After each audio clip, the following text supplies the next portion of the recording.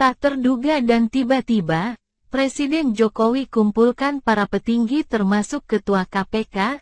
Ada apa? Presiden Joko Widodo, Jokowi, mendadak mengumpulkan beberapa pejabat penting ke Istana Merdeka. Selasa, tanggal 7 Februari tahun 2023, Presiden Jokowi setidaknya memanggil Menko Polhukam Mahfud MD, Ketua Komisi Pemberantasan Korupsi, KPK, Firly Bahuri, Kapolri Jenderal Listio Sigit Prabowo, dan Jaksa Agung ST. Burhanuddin. Setelah pertemuan itu, Presiden Jokowi menyampaikan komitmen pemerintah terhadap pemberantasan korupsi. Pemerintah terus mengembangkan sistem pemerintahan berbasis elektronik. Kemudian perizinan online single submission, OSS, dan pengadaan barang dan jasa melalui e-katalog, kata Presiden Jokowi dalam keterangan pers di Istana Merdeka. Menurut Presiden Jokowi, bahwa upaya pencegahan juga terus dilakukan dengan membangun sistem pemerintahan dan pelayanan publik yang transparan dan akuntabel.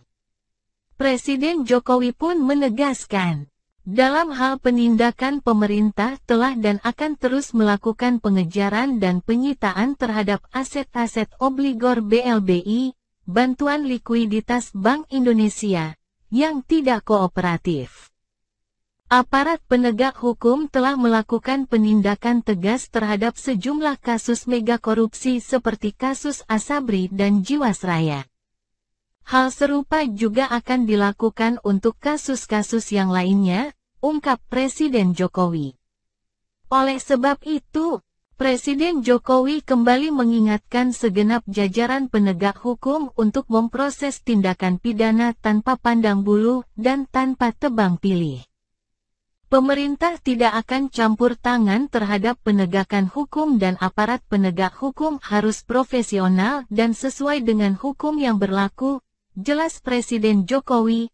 Presiden Jokowi pun mendorong rancangan undang-undang RUU tentang perampasan aset dalam tindak pidana dapat segera diundangkan dan mendorong RUU pembatasan transaksi uang kartal segera dimulai pembahasannya.